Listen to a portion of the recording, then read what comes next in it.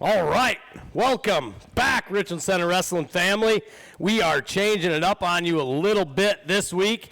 We have a much prettier, maybe beefier Zach Schmidt in the seat next to me. So we got Wyatt today rather than Zach, just for the viewers at home. So we asked Wyatt here a couple weeks ago, tried to get our schedules aligned to go through some of the high school season. We'll get into the high school season, obviously first year coaching at the high school for Wyatt this year. So looking at kind of recapping the high school season, the good, the bad, the ugly, if you will. And then later on, we will have Coach Makovic on tonight too. We kind of double booked tonight, so you guys are the lucky ones at home that get to see them both. Coach Makovic is going to talk through the youth team state coming up this weekend in Wisconsin Dells. So we did go to lacrosse last week for the Badger Brawl. Took Landon, Aiden, Austin, and Cashton over there. So our, Austin's 6th grader. And then the rest of our 8th grade kids. Aiden lost in the blood round, had a couple good matches, and then came up one match short to place at Badger Brawl. Cashton ended up with 4th place, ended up wrestling the Renfro kid that he wrestled at Who's the Little Cheese in the semis. Unfortunately, they got put on the same side of the bracket.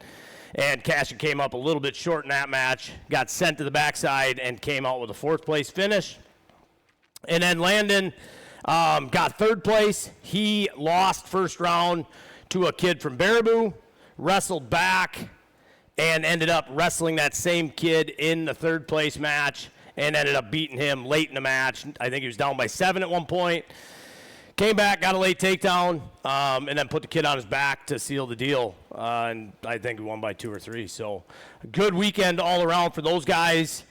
The Badger Brawl is one. I don't know if you have ever followed along, but it used to be the Dominating the Dells. Mm-hmm. They did that for a lot of years, a Tour of America tournament. It's a big tournament. I would say the numbers were probably down. They just moved it to lacrosse this year. So numbers were down a little bit, but most everybody had, 8 to 10 man brackets, I would say. So sure. We like to go to these late in the season, right before the qualifier with our youth kids to kind of make them work through a bracket before the qualifier. Yep. Make them make a weight. Maybe they're cutting a few pounds, get to that weight a little early, make the weight, learn how to rehydrate, learn how to fuel your body the night before. And then work through a bracket and all the things that come. You might have an hour and a half wait, and then you might have a half hour wait. And, how do you recover and refuel and all that? And it gives us a chance to kind of test run that, if you will, before getting into the qualifier and then eventually the Kid State tournament. Yeah, yeah, that's a really good idea. So, yeah, that was a good time down there. They had Team State going on at the same time. So we weighed in Friday night at 3:30, and then Team State started at 5, so you could cruise right upstairs. It was at the Lacrosse Center as well. Yep. So cruise upstairs and watch Team State, the quarterfinals, I think it was, for the Team State on Friday night. And then semifinals were Saturday morning when we were wrestling, so we missed semis. We were done by 2, so then we could go and get a bite to eat and then cruise up to the finals. Yeah. So it was just kind of a cool atmosphere. Lacrosse is a cool town in general, and then you throw a bunch of wrestling families in there and downtown, and it was a pretty cool atmosphere. How was it having it at the Lacrosse Center this year? Team State? It's a different atmosphere. I don't know that it's the difference is the history that comes with the field house, right? A lot of us wrestled. They used to do state, Kid State over there and stuff. So a lot of us wrestled there. We've went to Badger matches there. We've always watched Team State there. So it's the nostalgia of it a little bit. But, the Lacrosse Center is such a good place to watch any wrestling. Did they fill it up? No, I wouldn't say they filled it up. It was, the semis, the semis and finals were very much like Bi-State, though, I would say. The Bi-State finals, we didn't really fill up this. Right. There wasn't, as many people as used to be there. But, yeah, way better parking than Bi-State, and maybe it was because we were in early, right? Yeah. Because we got in early for weigh-ins Friday, so we were already parked.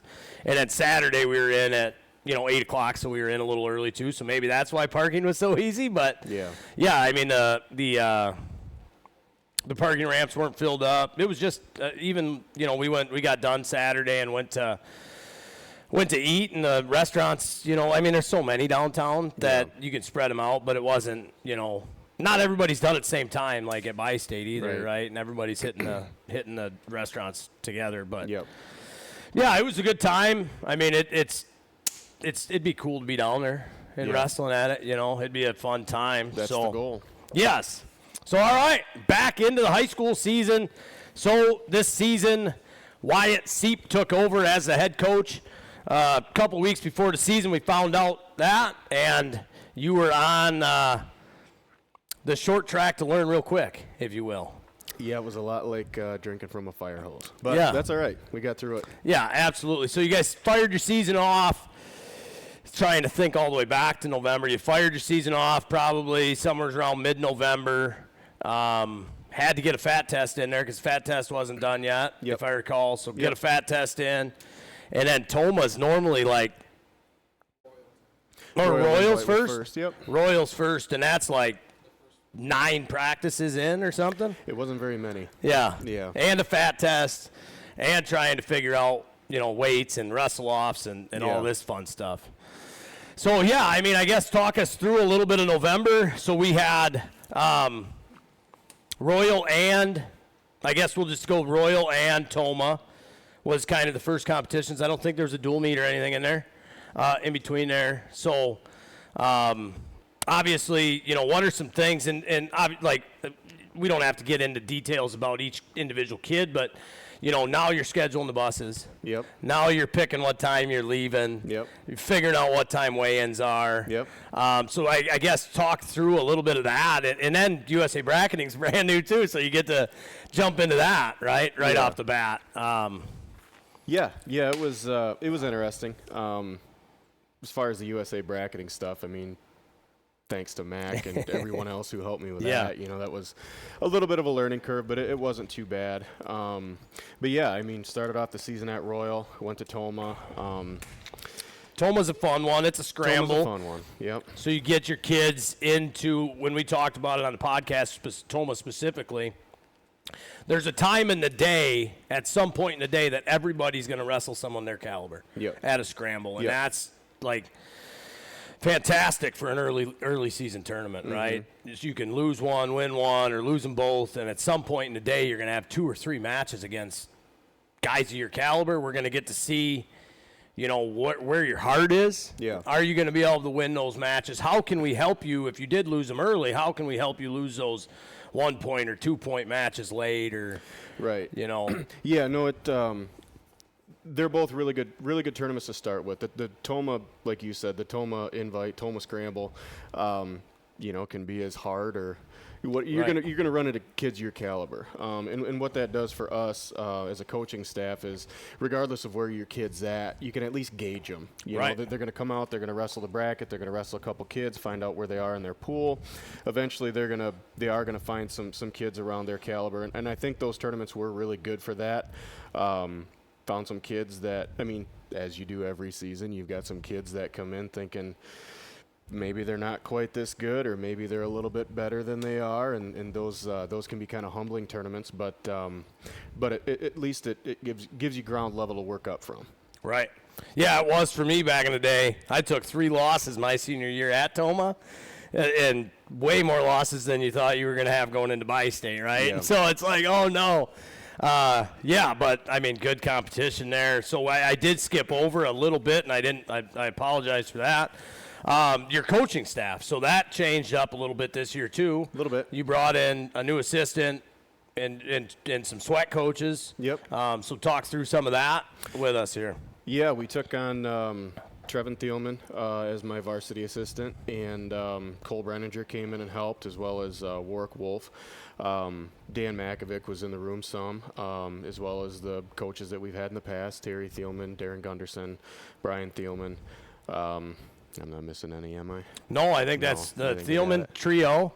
We got the Thielman trio. show in there, and then the rest. Yeah. Yep. Yeah, no, it was a good change. I mean, part of the vision going into that, kind of like we alluded to, I found out I was going to be the head coach about 2 weeks prior to the season. But, I'd been around it. This is my 7th year coaching at Richland Center at some capacity. So kind of had an idea who I wanted. Being that, it's kind of interesting. The team, in a wrestling room, the team really pushes themselves. And we had a young team this year. We had some leaders in the practice room, but overall, we were a young, fairly inexperienced Richland Center wrestling team. And I knew that we were going to need those sweat coaches in there, though. Those coaches that were younger, they can, kind of relate to those guys a little bit better and possibly outwork them in some instances where, when a room doesn't have 25 kids with 10 hammers in it, it is nice to have young coaching staff that can really kind of set the example and lead by example. That was the idea behind hiring some of those younger coaches. And then obviously we've got a lot of experience with Darren and Brian, and Terry's been helping for the last several years too, so. Yeah, absolutely. Sweat coaches are something that I think is undervalued. Yeah, absolutely. Right. The one, like, you get, as you get talking to wrestling people, other wrestling coaches in high school or college coaches, those sweat coaches are so important that, like, those guys are the guys that are truly making the team a lot of times, that are developing that individual kid. Or maybe it's a heavyweight, sweat coach comes in and nobody's ever wrestled heavyweight besides that coach. Like, I mean, you got to have it talking to, or the opposite of a guy, you got a 6-pounder that we can't wrestle like a 6-pounder, right? And so it's great to have those sweat coaches. And the biggest thing I saw too is just getting some alumni back in the room. It's been a long time since we've had alumni that's not necessarily on the coaching staffs. They're just coming back in to practice when they can. They're, helping out in dual meets or tournaments if they can. And that was the thing when I was coming up, that we had a lot of alumni in the room, whether it was on Christmas break when they were back from from college, which was always, I mean, they just came in mad, I think, and they just come in and whoop you, know? So, but it was just nice to see those guys that, I was closer to the guys that are on the board now, that those guys would come in and you'd be like, I mean, it's like a king, right? Like if a Mitch Collins came in, or even a guy that placed in the state tournament came in, it was good to see him. So, I mean, if nothing else, just keep hammering on that, get some of that alumni back in that room in whatever capacity that we can use them. And that's the goal. We've got some ideas, for getting some alumni back in.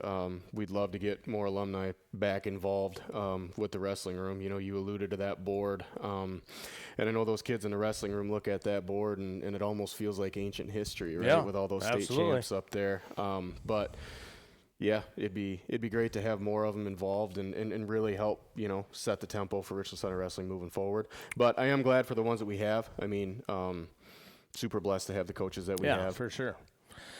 And then moving through December, we hit, I'm sure I'm going to miss some stuff here.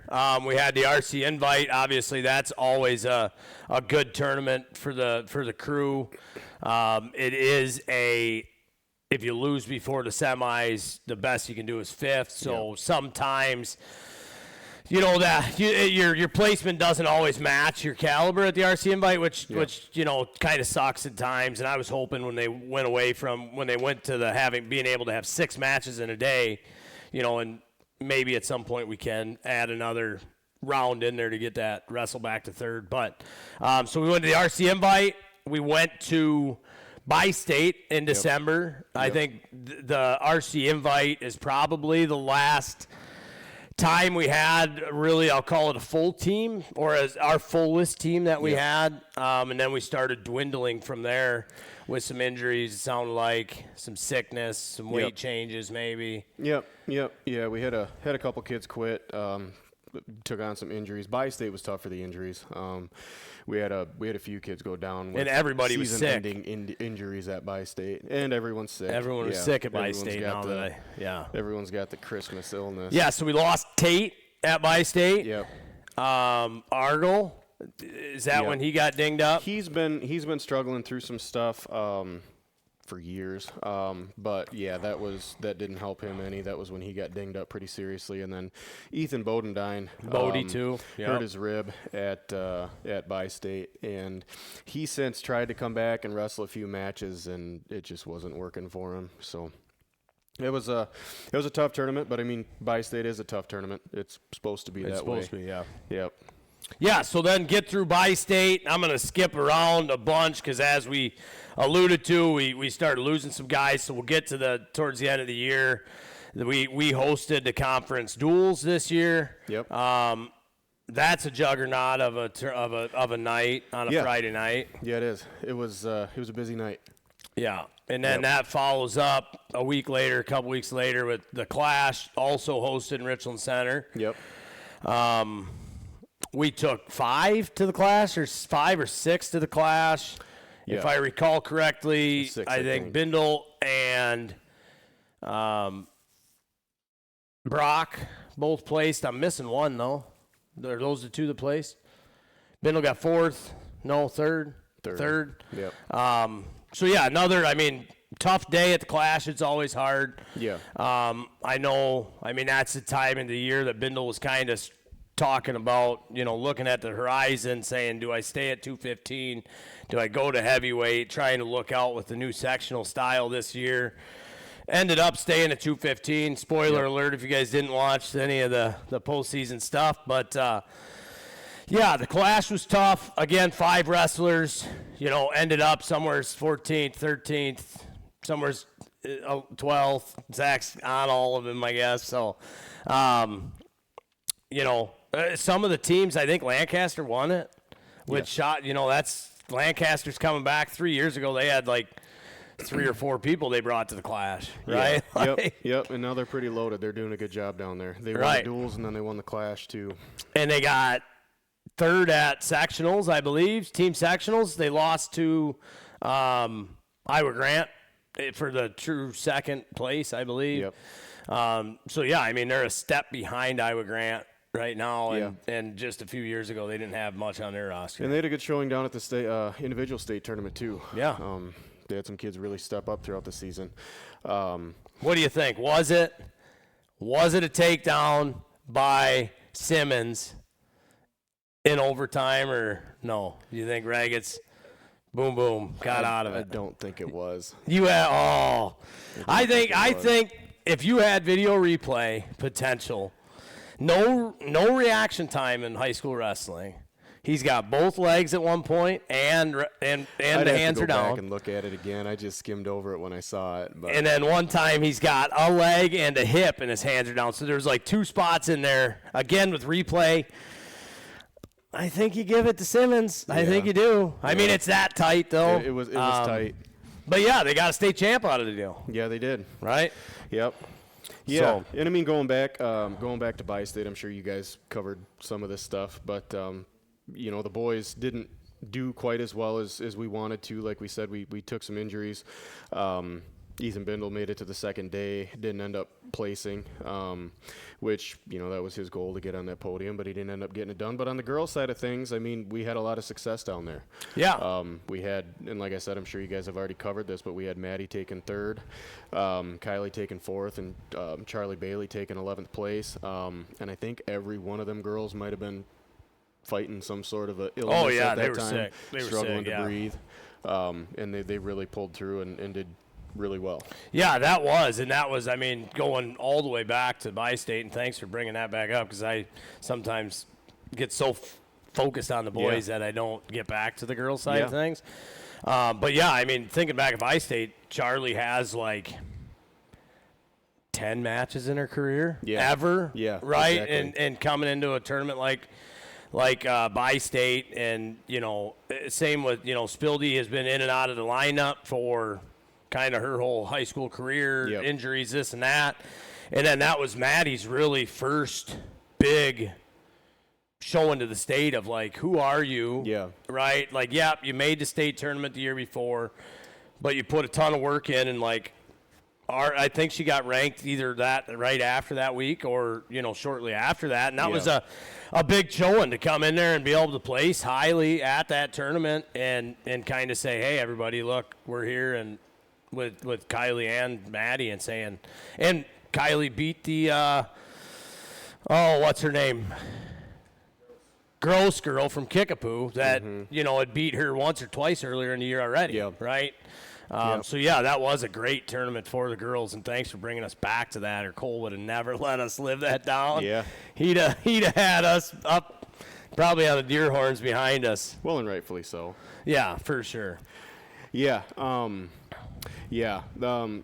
far as the girls overall, they really did exceptionally well. As a first-year coach, you're kind of first-year head coach. You kind of come in gauging. You've got all these ideas of what you think you might want to do. But when you have a team that doesn't have a whole bunch of experience, I think we were talking at the banquet, I think we have 4 kids out of the 12 that started the season that had really any wrestling experience at all prior to high school. But when you're taking the reins like that, you have some ideas on what you want to do, how hard you want to work, what you want to go over, but you're always kind of trying to gauge, and am I pushing them too hard, or am I this? What do we have to work on? And then you get a girl like Charlie, who comes up to me as she's helping out with some of these boys tournaments, and she says, Coach, when's practice going to get harder? Yeah, and it's like, right. with this being her first year, obviously, Maddie being the leader of the girls team, Maddie did exceptional. She was always working hard. That was going to be a no-brainer. Kylie did everything she could, fighting through injuries. And all the girls worked hard, but when you have a first-year girl like Charlie coming up and saying things like that, that's pretty special. Yeah, for sure. Yep. Yeah, Kickapoo Invitational or Kickapoo Girls Tournament champions, the girls were. Yep. Took 5 to sectionals. 6 to sectionals. Yep, it was 6. 6 out of 7. Yep. Wrestled in the 7th one. What was it? Top 3 got out of there. 7th one. Top 2 got out of regionals, Yes. and she got 3rd, right? As the 7th one that didn't make sectionals. Yeah. I mean, so all 3 of them placed. They got 2nd at sectionals with 7 wrestlers. Got edged out by a couple of points by Kickapoo with 10 wrestlers or 9 wrestlers. So, I mean, and that's without Charlie, right? Yeah. So if Charlie stays healthy late in the year, they're regional champions. Yes. Right? Yep. All Charlie had to do, if she weighs in, she places at 13, and that's enough. We went back through it one time, and that if she'd have just weighed in and medical forfeited out, they win the regionals. Yeah. And they're, sectional. They're, regional champions, I guess. So, Right. Good season on the girls' side. Yep. We did have the girls' regionals at home and the boys' sectionals at home. You alluded to it a little bit ago. We didn't get anybody out of the boys' sectionals. We got 6 out of the girls' regionals. Yep. Followed by, was it Mineral Point, the girls' sectional in Mineral Point? Got 2 out of there. Yep. 2 champs. 2 champs out of there. Kylie goes down to the state tournament and loses a match before the blood round. Right. And then Maddie loses in the blood round. Yep. In a heartbreaker there. So both of them are, one a match or multiple matches at state tournament. Yep. And then just came up just a little bit shy of placement on both sides there. Yep. Fighting some sickness there, it sounded like still. Fighting a little sickness, the fighting sickness a little bug nerves was, with Kylie.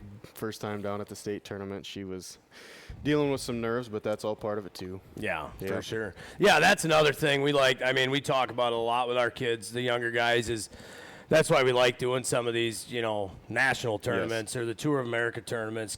Lay out 25 mats, 30 mats on the floor, and have to go wrestle and get them. Get them used to. Yeah, it's you'll never get used to the state venue, right. but let's get close to it. If we can. And yes.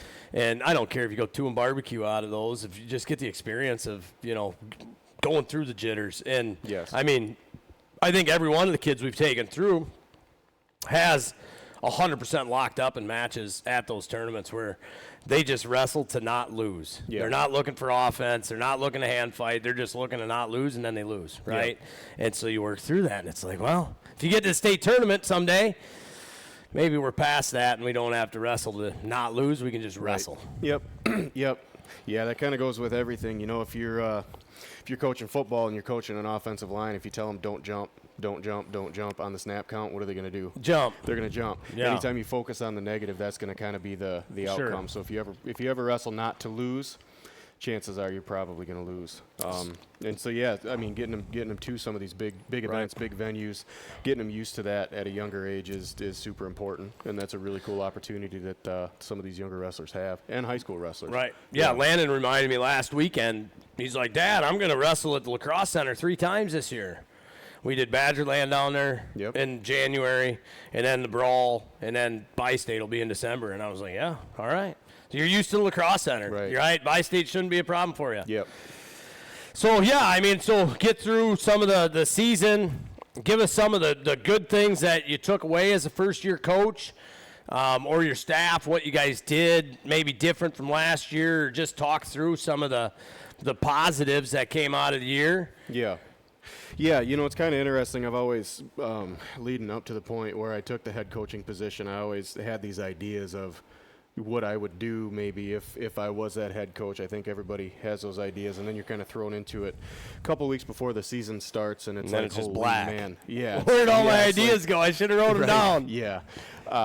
You know, and then it's just kind of trying to navigate each next obstacle. Learning, like you said, how to schedule buses, how to do all this different stuff, get them through the FAT test. And so that first part of the season was a learning curve more than anything. And like I said, I wouldn't be able to do it without some of these more seasoned guys that I had around me. But, you know, once we kind of got our feet underneath of us, being a fairly inexperienced wrestling team, you know, some of my ideas that I had maybe had before starting as the head coach, I had all these different situations I wanted to get into, and different chain wrestling, and, you know, different more advanced kind of stuff that I'd really like to show. And then I really realized where we actually were, you know. And it's like, man, like, before I show you 3 moves, we should probably learn how to do this 1 move and and do it right. And so we did. We spent a lot of the first, you know, half of the season really kind of going through and breaking down technique, really kind of going over that stuff that we weren't just shooting single leg takedowns. We were shooting hopefully good single leg takedowns, you know. Yep. Focusing on setups and stuff like that. And again, like a lot of the things you learn as a first year head coach, you allocate enough time to technique. Next thing you know, you notice your conditioning's losing out a little bit, you know, and your kids are a little bit out of shape. So really learned how to balance those 2 things. Yeah, I mean, some of the positives that we had this year, man, we had a really good coaching staff, and we had really good kids. Just good individual people who genuinely came to practice every night, looking to get better, looking to work harder, learning a lot about themselves, you know, and luckily some of these kids, you know, most of these kids have the opportunity to come back next year and really take those lessons that they learned about themselves and hopefully transition them to the wrestling mat. You know, you have a little bit better knowledge about yourself, have a little bit more confidence, and really step out on the wrestling mat and show that. Couldn't have done it without my staff. You know, I've said that 3 or 4 times now, but it's 100% true.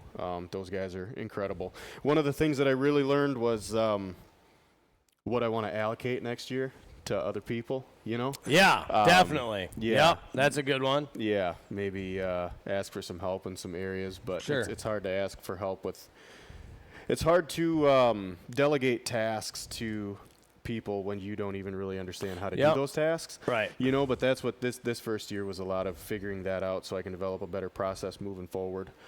Yeah. You know, and use people's strengths that are already in the room that have those strengths that you don't have, that you got to grind your teeth for, you know, and just fight through it. And they might be able to do it in their sleep, right? And so use those people to do those things. It's great that you realize that about yourself. Like that's how you can grow, right? Yeah. Yeah, I mean, you know, as we're building the program, You look at a lot of the bigger, more successful schools. I mean, they share the burden, of a lot of the stuff that comes along with coaching and building a program. And I mean, there's a reason for that. You can't. You're not going to say you can't. It's really hard to build a really successful practice plan and give these kids as many opportunities as possible, and also focus on literally everything else yourself. So luckily I've got the guys that are willing to help me, and we'll be good to go moving forward. Yeah. Biggest takeaway for me, that I'm thinking, just looking from the other side of the room down, if you will, is seemed like Ethan Bindle was a real leader on that team. Obviously, we're losing Bindle and Bodie both. Yep. And that's going to be a spot to fill that leadership void a little bit with Bindle specifically. Obviously one of your captains, I believe, on the football team. Yep. Always in the weight room every day, shows up, yeah. Doing the outside practices. It's going to be, that's to me, just as from the outside looking in, like, all right, who's that guy? We got to fill that role with him, and maybe it's somebody that has better hair at the end of the season. I don't know. Maybe somebody who's not a cheetah. Yeah. That's going to be a tough spot to fill. Ethan is a one of a kind. I was able to coach him in football and in wrestling, and you're gonna be really hard pressed to find a more coachable, harder working kid who asks questions, genuinely wants to get better. If you tell him he's not working hard enough, it doesn't matter how hard he's working, he's going to do something about it. Sure. He definitely was that leader in the practice room. Like you said, you had the other, obviously Maddie on the girls' side of things did an incredible job leading. There's going to be a void to fill there. Bodie and Argel both being seniors. We did kind of a captain's training. Wasn't as involved as I wanted it to be, but we'd get together at my house and go over some of these things about what does a leader look like, And those attributes that we went over, I mean, those kids portrayed those 100%. Yeah. Argel was hurt early in the season. Bodie was hurt at Bi-State, really didn't do much practice in a wrestling after that. And I think the only practices that those guys missed was if they had a doctor appointment. Sure. They were at every practice, wanting to help, if at all, if anything, just at least sitting there, being with the team, being supportive. In the off season, we're definitely going to have to think through exactly how to cultivate those new leaders, because as we alluded to a little bit early, your coach can yell at you to work harder, and your coach can tell you, you got to go to off-season wrestling stuff, you got to go to these camps, you got to go to club, you got to go to these tournaments. But we all know that the real driver comes from within the team. Yeah. It's going to be those leaders saying, hey, guys, I'm going to go do this. Why don't you come with me? For Richland Center's success moving forward, that's something that we are really going to have to cultivate, is who's going to be those leaders that pull people along with them. Let's go get better together. Right. Bindle being one of those. Obviously, we're losing him, but I think he set the standard for what that looks like moving forward, and we're going to build on that. Yeah, and Bindle was an outlier a little bit because he kind of just did it out of his own. Yeah, he did. We showed up to Freestyle State like 2 years ago or 3 years ago, and, we're looking on track wrestling, adding Richland Center in there, and we're like, who is Bindle? Who's this Bindle for Richland Center Wrestling? And then we looked it up, and we were like, oh, yeah, I know who he is. And it was just that, right? He was wrestling down at FWA, with those guys all by himself and getting better and going to folks or freestyle and Greco State. And then, we talked to him there a little bit and then talked to him the next year. And last year he just hung out with us because we had the text messages on.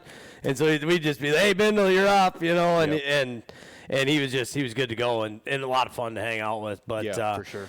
Yeah, so outside of delegating, let's get in, and not to get, too crazy here, let's get into some of the things that didn't work in the season, some things that we got to work on, some things for the people, the wrestling family, when they come and look at the Richland Center Wrestling high school team next year, it's going to look a little bit different. Yeah, it's going to look a little bit different.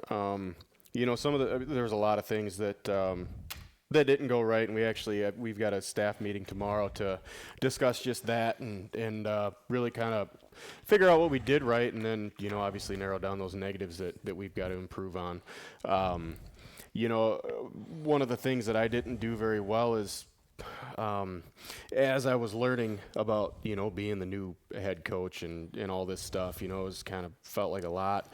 One of the things that I had planned that, didn't really happen was I wanted to get a little bit of outside resource into the wrestling room. I wanted to have some other coaches come in and kind of go over some stuff, and really maybe work on some of the stuff that us coaches, not our specialty or whatever. Like I said, that kind of fell by the wayside. One of the decisions I was faced with earlier in the season, I operate under the thought process that it's a lot. I don't want to say easier. It is easier. It's easier to wrestle if you're strong. And so one of those things that, like, if I was blessed to be the head coach, one of the things that I was going to focus on was going to be the weightlifting program. Earlier in the season, I was kind of faced with where we were at as a program. We weren't super, like I've said a couple times, we don't have a lot of experience. So it's like, do you focus on technique or do you focus on getting stronger? How do you kind of navigate both those? And we really didn't do any work in the weight room earlier on in the season, and that's something that if I could go over and do it differently, I would have extended practice time and made that a priority, because it absolutely is a priority. What were your thoughts from an outside perspective? What were some of your ideas that you think we could have done better? Oh boy, we're gonna get real. I mean, there's a lot of stuff. It's easier to backseat quarterback. Yeah. My biggest thing is with coaching, through a handful of years as well, is this year I think I fell into the same trap a little bit on the middle school side. Last year we had, 6 guys that have all wrestled, or 6 or 7 guys. It was like all our team was. They'd all wrestled for us for a lot of years, and me and Coach Ewing, ran a pretty hard practice, and the kids got a lot better. And this year we had a lot of beginners, and we slowed the practice down so much that some of those better kids, or the more advanced kids, were getting bored with it, or maybe they weren't growing at the same style. After the season was over, we invited everybody back in that still wants to go to qualifier. Even if you're not wrestling qualifier, you can come back in. And we started picking that pace up. And the kids that might not have had the experience picked it up and got a lot better, a lot quicker. Sure. Where sometimes I think you don't, they're only here, they're only there. It's like they can catch up quick by, giving them the tools, doing, and even if it's a drill session, or we do a lot of, maybe, a fake to a shot, or a clear the tie to a shot, a lot of two move takedown stuff. That if you do it a couple, 2-3 nights, all of a sudden you're not even helping those new kids anymore, and they're just doing it. It might not be perfect, but they're doing it, and it's set up that they do have now, rather than just throw their arms away and hit a double leg or something silly, right? Now when they're in an actual match, they have 2 moves that they can fake at a leg, and then they're looking. And so that would be my biggest thing, is like I do think, speeding up to get through more stuff, and to like those guys come quick. And we're blessed to have a big coaching staff, and if they don't have it yet, we're moving on to something else, like, hey, you work with those 3 over there, and we're moving on. Sure. Another thing, and again, it's nothing that Richland Center's ever done, but you see it more and more, especially at the college world. Like I was telling Cole earlier before we were here, this, Oklahoma State does a bunch of the Stilly Boy stuff on Facebook, so they kind of do a day in the life of, Jax Forrest or Lockett or whoever it is. And it gives you that look into a college room, and then you go and talk to some of these college guys, and it's, so much individual work goes in at a college level, where, all right, you keep getting stuck in a split middle position, and now, like, the split middle position, you get in split middle and everybody pinches their knees against your head, and it's so hard to seatbelt that across, and you can't pop it, and like, okay, what's that next move with this particular kid that gets in there?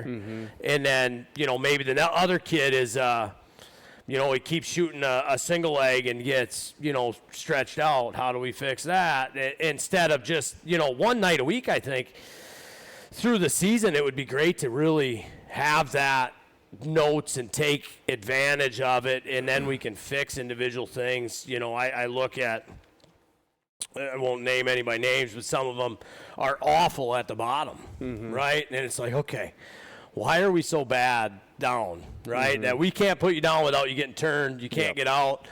What does your quad pod look like? What does your sit out look like? What is your second move, your first move, how are you getting chopped to your face, and where you can really just individualize? Yeah. Some of that stuff, I talked to Coach Makovic today. Another great one that I've been seeing a lot is, the heart monitors on the college kids.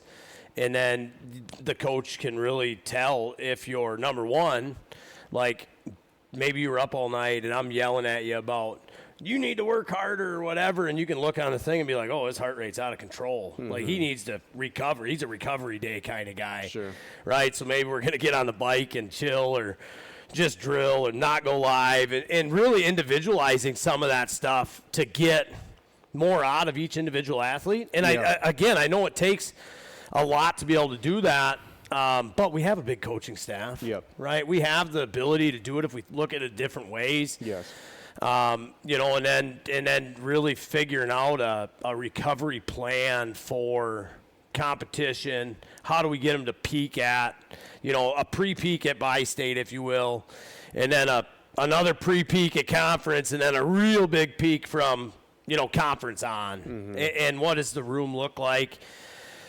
Changing up the practice to more of the individual stuff, or more live or less live, or, I mean, just really playing with it and getting out of the really good teams anymore aren't coming in and running around a circle, warm up, like they're and then drilling, and then like everything's changing with the good teams that they're, the way we practiced isn't the way that a lot of those teams are practicing anymore, and to figure out what works there to really truly develop individual kids to create a team, right? Because like you could show a underhook, dig an underhook out to a knee pick, but Bindle's probably the only one using it, right? Or you can teach a low single leg, and like not many of them are going to, so really individualize. And we go over all of them, even on our middle school kids, but sparring is another thing that I use a ton in our room, and it's just fun. And it doesn't wear you out. You can get a good sweat going, a good heart rate going, but you can do it for 50 minutes. Yep, and we incorporated a lot more sparring about a little after halfway through the season. It was, as a first year head coach, one of the things you pick up on, one of those aha moments was, a lot of these kids, we were working through, some of the bottom stuff, and some of these kids didn't have any confidence on their feet, and you could watch them in practice, and they had a pretty decent shot, and then they'd get to a match and they wouldn't hit it, and they'd wrestle certain kids in the wrestling room, and they weren't, you know how it is, you get used to a partner and you figure out this guy's good at defending this, so I'm not going to do that. And when your focus is strictly live. And when I did incorporate a lot more of the sparring and stuff, I've noticed a lot of those moves that I was showing throughout the season that I wasn't seeing kids actually utilizing. All of a sudden they're going back and they're trying stuff. Yeah, and absolutely. I was like, oh, well, yeah. I mean, that's kind of a no-brainer. You take the pressure off, and now they can actually try something. Yeah. So you're absolutely right, and that is something that I have it in my notes to talk to the coaching staff about tomorrow night is individualizing things a little bit more. I'm not quite sure what that looks like yet with our group and with our coaching staff, but that is the one good thing about having the sweat coaches that we do. We kind of touched on it a little bit earlier, but and these coaches are young too. They're building confidence. They're learning how to coach and coach through positions. But nobody can coach you like the person who has you in the position that you're struggling with. When they can stop you and say, "Stop right here. Let's work. What are you doing with that hand? Get that hand.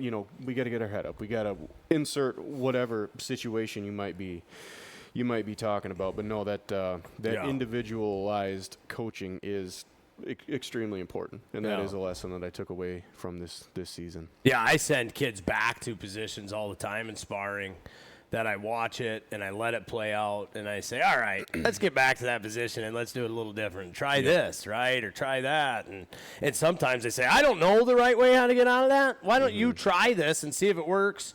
And, okay, it didn't. Do you have another idea? And I ask them, what's your idea? Like, where would you go here? And they're like, oh, I would do this. And sometimes it works. Sometimes it puts them on their back and they get stuck, right? Yep. And, like, let them really own the position, right? Yep. Like, the Askren talks about it all the time. Like, never stop developing even a move, right? Like, create your own move. Like, wrestling's not done being like, it's not like you have to stay in this box and these are the only moves you can use. Like, and that gives the kids the ability to learn that. And then the other piece that you pointed at was, you know, kids not being confident on their feet is a spot where I would go, if you're not wrestling freestyle, you're probably not going to be confident on your feet. Right. Like, that is one thing for that I've come around to 100% is, I mean, you could wrestle, you know, 30 matches in freestyle and you might not score a point from the top position,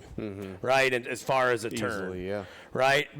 So you're probably going to get scored on in those 30 matches because the other guys can turn you. But so, you know, 95% of your freestyle match is going to be done on your feet. Yep. And that is a spot where you can go, you know, especially you talk these inexperienced kids without a lot of matches, you can go and get, you know, 30, 40 matches in freestyle and Greco, which is practically a varsity season, right? So you could come in as a sophomore, you got 50 matches in a freshman, 50 matches as a sophomore. Between sophomore and junior year, you're going to take freestyle and Greco, and you're going to go get another, you know, 50 there. Yeah. Like, now you're going into your junior year with a junior year worth of experience, right? And I think that's the biggest piece that's missed. And we can get into kind of the off-season stuff. I mean, that's a piece of it that I would, you know, obviously you're in a tough spot. You can only push so much being a WIA-affiliated coach. Lucky for me, I can speak on it. Maybe not. Maybe they'll tell me, oh, you're a middle school coach. You can't talk on it either. I doubt it. But, go for it. You know, the club does pay for XL, and I hope if high school wrestlers are watching this, you know, really kind of pay attention to some of this because if there's one thing, like those eighth graders that we've got coming up next year, you know, and I talk about them a lot because one of them was my kid, but it's kind of that core group that we had Blake, you know, and some of those sophomores, Blake and Stibby and some of those guys, but we didn't do half the things we do with Cash and Landon and Aiden in 7th, 8th grade. We didn't do it with Blake and Stibby and those guys, and unfortunate because I think it would have been the difference maker for them, right? I was talking to somebody today. I think I was talking to Landon today, maybe Coach Mack today. You know, like Blake, I think his 8th grade year in the middle school season, I don't know that he lost a match. If maybe he lost one. I think Stibby lost like 3 matches his 8th grade year, and Tate lost like 4 or 5 matches. Like, these guys were good, right? And then, you know, it's so like at one point Blake was pretty close with Brewer. Like when Blake was 7th grader, Brewer was an 8th grader. Maybe Blake was 6th grader, Brewer was 7th grader. I don't remember, but like they were pretty close. And then like Blake's 8th grade year, I think he wrestled Cameroon, who just got 2nd at state, and freestyle, and Blake might have took him down. Like it wasn't a blowout, right? Like it was a fairly close match in freestyle. And it's just that the difference there, Brewer, off-season work, Cameroon, off-season work, right? Yeah. And maybe we don't make those same, you know, jumps, but like we make a jump. And the club pays for XL over in Blue River. For any Richland Center Wrestling Club member to be a part of, all you got to do is pay your $60 club fees, and then it's up $2,000, $2,500 a year worth of training there. It also gives you the ability, which we're learning now, combat. It opens the door to a lot of combat stuff that maybe that's half price of what it is normally, right? Sure. So a bunch of our middle school kids now are going to Monday nights with Lucas, freestyle and Greco, so 3 hours every Monday night with Lucas, and then coming back with Chad on Wednesdays and Sundays. So XL is open right now until the end of March through the kids' state tournament. It is Sundays from 5:30 to 7 and Wednesdays from 7 to 8:30. If you have any interest in it at all, contact me, Zach, Cole, Mac, Seep. We can get you in touch with the right person and get you squared away there. You don't need to wait until April. You don't need to wait until November next year. We can fire it up, and then in April, that's going to get moved to Tuesdays and Thursdays, 7:15 to 8:45. We've kind of told everybody that'll listen to us, if you need a ride, just give us a call. Give somebody a call. We got people coming from Saxonville. We got people coming from Lone Rock. We've got people coming from Richland Center, Boaz, right? Like, we can get you a ride over there. Yeah. Don't make the ride or the inconvenience of getting there be the reason you're not showing up. Yeah, there's really not a lot of excuses to not go, at least once in a while. Even if you didn't want to commit to 3 days a week for the entire off season, just getting in there and getting some more of that experience, whether it be folk style, freestyle, Greco, just some extra mat time. I mean, I don't know a lot about other wrestling clubs, but I don't think there's a lot of wrestling clubs out there handing out tens of thousands of dollars worth of value for a $60 fee. You know what I mean? By the time you consider all the kids that could take advantage of this. So, yeah, ride shouldn't be an excuse because, like you said, there's plenty of people going down there. Money really shouldn't be much of an excuse either. So Right. Yeah, and I mean, I was talking to somebody again today about it, and kind of it is very intimidating, if you will, to say out loud, I'm going to wrestle 2 days a week year round. Mm-hmm. Like, that's intimidating. Mm-hmm. And it's kind of like saying your New Year's resolution, right? I'm going to diet this year. I'm going to run like Terry Thielman and do a half marathon every month for all year, right? I think Terry Thielman is a walking New Year's resolution. Right. Yeah. And it's like, yeah, maybe I'll run once and then I'll quit, right? And it's kind of like that. And I mean, when I talked to Landon about it, and I think Zach was in the room at the time, Zach's getting cold. I'm about sweating here, but I think Zach was there, and we told Landon we were riding back somewhere, and we're like, we're going to start training, and Landon's like, well, surely I'm not going to train year round. Mm-hmm. And we were like, yeah, of course not. You're not going to train year round. And and what the conversation was that I had with him, and we still have it occasionally, is you have built-in breaks already that you don't even think of. But if you look through your schedule, maybe you're going on spring break in April, and boom, there's a week that you're not wrestling, right? Maybe you take an extra day, and now you miss 3 practices, and then, or maybe you got to go to grandma's house for the weekend of Easter, and boom, there's a built-in break, right? You go to, a fishing trip. We're going to the river, or what? You're going on a fishing trip this summer. There's a built-in break. Yeah. The first week of football starts. There's a built-in break. So you just gotta, when you're thinking about it, really break it down into smaller chunks and say, when's my next break? Can I wrestle from, looking at the end of a high school season, in my opinion, if we didn't make it to the state tournament, there's really it's a 2-pronged question here of if we didn't make it to the state tournament, and even if we did make it to the state tournament, if we take that week off of team state, right? So maybe we skip Badger Brawl, but next weekend, USA Folk Style Nationals is in Iowa, right, which would be a great opportunity to jump back into the world and go down there. They've got 16U and juniors, so you're only in a 2-year space there. And some of those, you went down to Folk Style Nationals once. Yeah, I was down there a few years ago. Again, just a great atmosphere to get down there and have some fun. It doesn't matter if you win, if you place. Take some buddies. We travel with our core group for the most part, and it's fun.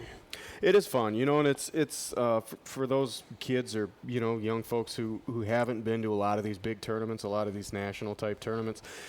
when you kind of close your eyes and picture them, they can be kind of scary in your head. Absolutely. You know, you can imagine these big crowds staring at you and all these big monster brackets and all this pressure.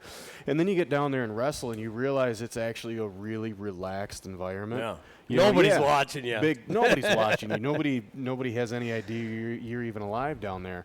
Yeah, big brackets. Yeah, tough competition. Yeah, really good opportunity to sharpen your knife, refine your skill set. But it's not as big and scary as a lot of people think it is. And I think that's the same thing with some of these clubs and camps we've been talking about too, whether it's Top Dogs or XL or whichever ones you choose to go along with. You know, you can kind of in your head imagine that this is going to be a really big step and it's going to be kind of scary. But if you can convince yourself to go just once, right, you're going to realize this room is full of people who want to help me get better.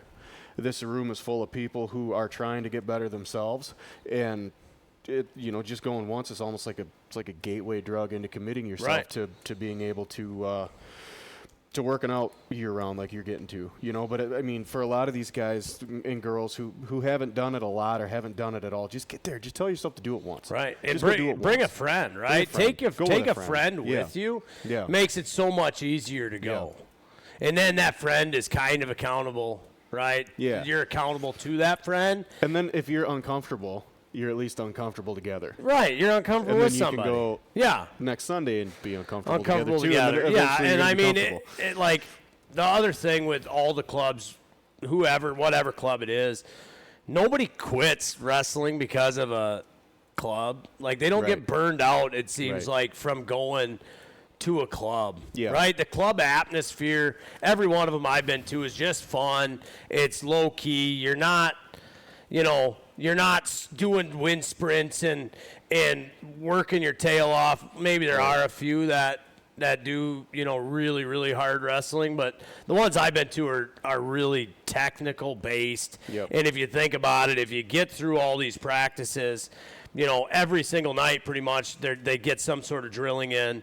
You could get tens of thousands of more shots in an off season. Absolutely. Than just wrestle November to February. And you want to talk about building confidence on your feet. Confidence comes with experience. Right, and 100%, right? And, like, we talked to our younger guys about it, of, like, the Mitchell Messenbrink effect of, especially in that practice room, be a rat on a Cheeto and just shoot, and he'll talk about it. Like, he just put himself in terrible situations for, years and years and years. Yeah. And now he doesn't even freak out when he takes a bad shot. He just, all right, I'm going to get out of this. I'm going to take another one. Yep. And so, that's the biggest thing there. And what that does is it really sets you up. So, if I'm looking at this postseason schedule, it really sets you up for, like, we're pretty lucky in the Richland Center area to have freestyle and Greco. We have a freestyle and Greco tournament in Richland Center now, which those are kind of hard because the youth state tournament is the last weekend in March, and the freestyle Greco tournament is the first weekend in May. Mm-hmm. So you have April to get tournaments in. And what we found out last year is, by the way, the U.S. Open is going on in April. So if you're looking for any refs from the Wisconsin area, they're not going to be in Wisconsin. Yeah. They're going to be in Vegas for that. Yep. So really you're down to, like, you give the kids a week off to get back into freestyle. Remember what a leg lace is or a gut wrench is. And then your tournament maybe off state, right? Yeah, it happens fast. And so those high school kids, if it was me, I would be getting back in that room right now. The XL room, for the most part, the high school kids have already transitioned into freestyle. Obviously, everything they do on their feet pretty much is the same. Mm-hmm. He might have them chase the ankle a little bit differently on a low single, chase the ankle so you can get deeper into a leg lock. Yeah. But virtually the same thing. And then when they go top-bottom stuff, the younger kids, the high school kids, go to the other side, and he's working guts and turns in the freestyle world there. So if it was me, I would get my butt back into the wrestling room. I would definitely hit the Richland Center tournament. Now that one, again, if you're a member of the club, we don't charge our members for wrestling at our tournament, so they get into that tournament for free. A couple weeks later, 2 weeks later, you have the freestyle and Greco state at the Dome in Wisconsin Dells, which, again, aspirations, you could potentially qualify for Fargo out of there if you're top three there. And then the next weekend is the Northern Plains Regional, also in Wisconsin Dells, that we have in Wisconsin for at least this year and next year. Last year it was in Rochester, so again, you don't have to, it's close enough to drive back and forth if you want to. If you want to hang out, last year we got an Airbnb and we hung out all weekend and had just a fun time at the Greco Freestyle State. But those are close. The club is going to have a camp in June, which is part of those contact days that we can get into. It's getting a little long-winded here, but the club's going to have Tristan Stelt and Siler Zanchavich back to do another camp this year. And again, for those high school kids, it's a camp. It's mat time. I get it. There's a bunch of young kids there. But the takeaway I would give to those high school kids is pick the brain of Tristan and Siler, right? Sure. They've done the high school thing, obviously. They've both been in a college room now. Like, how does that look? What does it look like? What do you like? What don't you? And just, find a mentor a little bit, if you will, or at least somebody, some networking style. And I don't care how many small kids are running around in that gym when that's going on. They will learn something. Oh, I don't for care sure. how old you are, whether you're in high school, whether you're a coach. There's so many different styles out there, and these kids, they, like Siler and Tristan. Yep.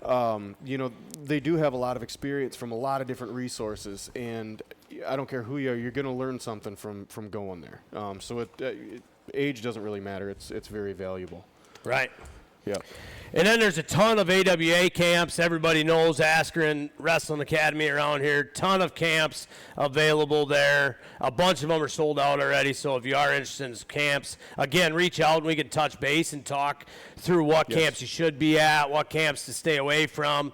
One other big camp late in the year, the Judge Schmidt's Champ Camp last year had the likes of Keckeisen was there. Sinclair came back for a day. No, not Sinclair. Who? Jaden Cox. I don't remember if Cox was there. But, yeah, they had 2 or 3, 4 college guys there. Different person every day. It was a cheap enough camp, $50, $60 maybe, 80. I don't know what it was. But for the likes of Keckeisen and the potential O'Toole's or the Sinclairs or the Cox or any of these guys that are, knocking on world level doors or NCAA titles, plenty of state titles ran through that, to be in Fenimore just down the road. That's scheduled for August 6th through August 8th right now. So keep up on that one.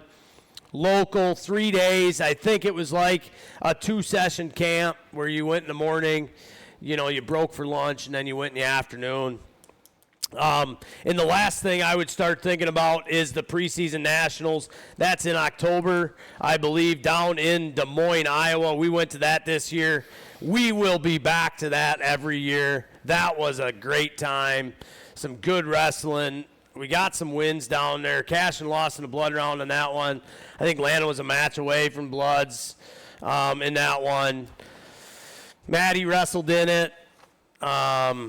Blake, did Blake wrestle? Yes, Blake did not. No, he had football. You guys are still going on the football train. That was the first night of playoffs, I believe. Maddie, Aiden, Austin did not.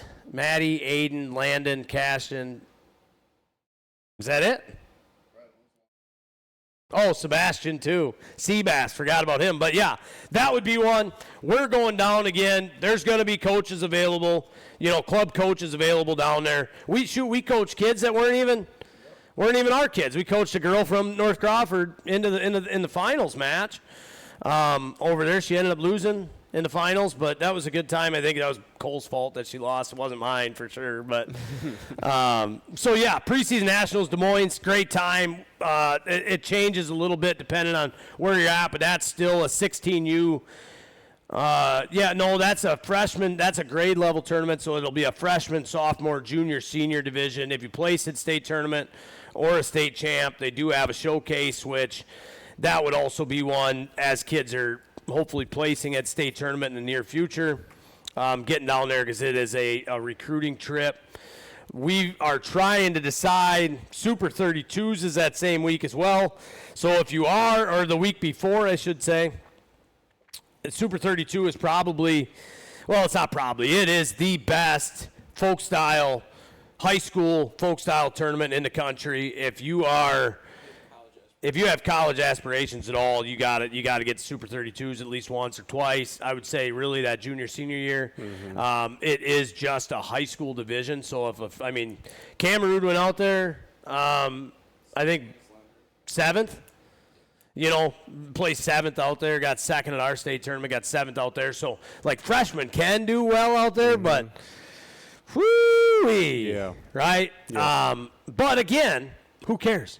Yeah. If you go to and barbecue, so I would say college aspirations, that preseason nationals for the showcase world there, and then Super 32s. If we had a kid that really wanted to wrestle college, those would be the two I'd point to. So really, the off-season work is, my wife kind of laughs because she thinks all we do is wrestle all the time.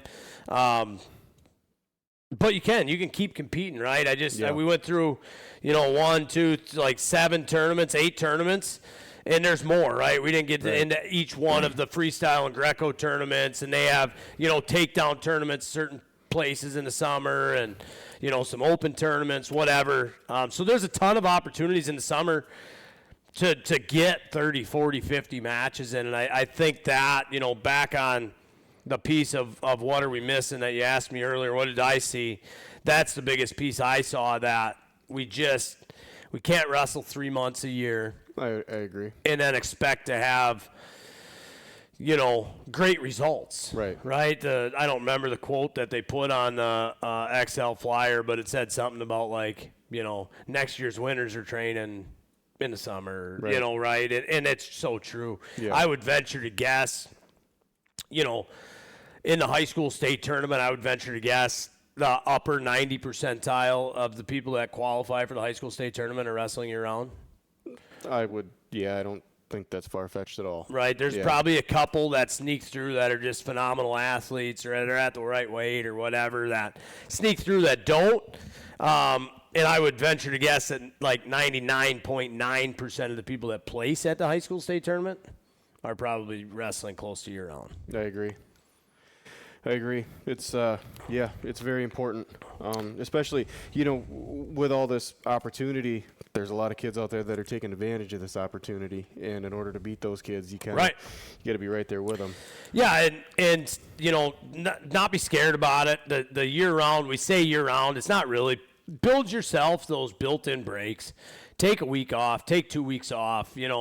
Chad really talks about not taking really more than 2 weeks off. The other thing he talks a lot about is that growth between sophomore and junior year that he's seen a lot. We've got a bunch of sophomores going to be in that junior year, and that is the year that those guys really make some big leaps. Mm-hmm. If they put the time in and the effort in the off season, in the weight room, really focus on wrestling, that sophomore to junior year is a year that you can explode, right? Yes. You get a year older. I'm an upperclassman. You're stronger, right? Your body's starting to fill out. There's a big muscle growth spurt that happens. That right happens that there. Same age. Yep. And if you can double that with a bunch of technique and a bunch of time on a mat, it's the end. Compound interest. Yeah. Right. And so that's the big thing there. I don't need to take up much more of your time unless you got something that you're screaming about that you want the people to know. Your guys' banquet's coming up soon. Do you have a date set for that? Not a date set. I'm thinking probably going to be next week, but just waiting on a couple of the coaches. Any breaking news you want us to break here first for the? You don't have nothing breaking? I don't have any breaking news. All right. We'll have to stay tuned for breaking news. Yeah. We're doing some really cool stuff. We're incorporating a lot of weightlifting. Like, we're trying to push this off-season stuff as much as we can. It's super imperative. Get as much training as you can. Get as strong as you can. Be as healthy as you can. And we're going to rebuild Richland Center Wrestling. That's what we're doing. Yeah, the biggest thing, that off-season thing, if I got to say one more thing about it, is it takes help from the parents. The parents have to push at least to get them started, right? You have to make them go for a month or 2 months until it becomes part of them, and then they'll just go, from my experience. Yeah. But it really, the parents have to buy in on this also. So if you are a parent of a high school kid, you know, and if you want to talk through what this all looks like, reach out to one of us, and we'll talk to you about our experience with it. If you are nervous for your kid to go, there's a bunch of kids that aren't that great at clubs too. So if your kid's not fantastic, you don't have to be scared of that, right? So, but it does take help from the parents. Obviously, if they don't have their license, it's going to take some coordination to get them to and from, but it also takes some pressure from them to say, hey, dude, no, I know you just sat on the couch all day on Sunday, and you haven't done anything, you're going to club. Sorry, man. But yeah, you know, and obviously we've hammered on this Excel stuff, and it's great. It's a great opportunity. They're a great club, great organization, club funded by us. But again, Top Dogs is right down the road. Yeah, if you just want to get your foot in the door and go see Stetson, I don't know what Stetson charges for a one-on-one or, you know, group session. I think a drop-in's $10, right? But just it's walking distance for most of these kids in the school district. Get in there, get some extra help. It'll be a long walk from us. Yeah, well, but it's doable. It's doable, yeah. It's a shorter run than it is a walk. There you go. Yeah. There you go. Yeah, I mean, Top Dog's right here. You know, XL's there. Just get someplace. Exactly. You know, off-season stuff I'm sure is coming out. Maybe we'll have you on before that. June, July is pretty much all open now outside of the 4th of July as far as contact days go for you. So I'm sure you're going to be incorporating some open gyms, open mats, if you will. So there's going to be that opportunity as well. But, yeah, get someplace, get rolling, get to freestyle. The Richland Center tournament, you know, at minimum, get to freestyle state and Greco state. You know, I mean, I think all of that stuff is just invaluable. The Greco, too, everybody's scared of Greco. You know, and I think Lucas says it great, is Greco works in folk style. Folk style doesn't work in Greco, right? So you can pick up tips and tricks in the Greco world that is 100% going to translate over to high school wrestling, right? And if you can put another tool in your tool belt, why not? Yeah, again, not to make this any longer than it needs to be, but when I went I was living in Minneapolis going to college up there, and in the off season, freestyle season hadn't opened up yet. The Nesses ran the freestyle program up there for the Minnesota Storm. And the Minnesota Storm also had Greco practices. They did it in Augsburg's wrestling room when I was wrestling up there. And I had wrestled a little bit of Greco when I was in high school. I focused on freestyle, but again, it was like maybe not scary, but just weird to me. Yeah, right. But it was the only available wrestling I had my freshman year of college, and I remember going into that room, and I mean, I was wrestling with guys that were training for the, you know, world trials and everything, and, you know, Olympians, Jordan Holmes, and different things like that. And to be in a room with guys like that was super intimidating, right? But and also, you know, learning a skill that I hadn't focused much time on. But my eyes opened so much when I actually, you know, sucked it up and went into a Greco room. You know, it was absolutely amazing. And it helps in so many more ways than you would ever even imagine. You know, you think, oh, it's just a bunch of throwing. No, man, it's wrestling. It's hand fighting. It's hand fighting, and it's straight up wrestling. It's hips and hands. You look at some of the best hand fighters in the area. You know, I look back on like Ashton Meese, the older one, probably one of the best hand fighters that I've seen around here, maybe outside of like Haken Peterson or something like that. But like Ashton Meese could hand fight with anybody, and oh, by the way, he's a Fargo Greco champion, right? Like, oh, I wonder why he can hand fight. So, yeah, I mean, get in the Greco room. The other great thing about Greco, too, that I don't think people talk about that much is the Greco brackets at State and at Northern Plains are smaller. I'm not saying it's easier to qualify for Fargo by doing Greco, but if you put time into Greco, and you're a decent athlete, there's a pretty decent chance that you can qualify for Fargo out of Wisconsin by doing Greco, because a lot of the people, you know, maybe they'll maybe they beat you in Greco, but they're going to go to Fargo, and they've got aspirations to win a freestyle title or place freestyle. They don't even do Greco. So that spot is open sometimes, at least for the wrestle-offs and stuff, for the WWF to get you in the door for Fargo, which, again, if you can get to Fargo once. Yeah, be an incredible experience. Right, fantastic experience. So that's the other thing about Greco that I mean, you got to do Greco. Yeah. Right? In my book, you just got to come back for the next day, do Greco. Just don't post your arms, people. That's it. Yeah, just don't keep post your your arms in, right? Keep Tuck your your arms in, head. and that's it. But with that, unless you got anything else. I got nothing. I appreciate you having me. All right. Thank you, Richland Center Wrestling family. We will catch you on the next one. Thank you, Wyatt, for coming in. Thank you.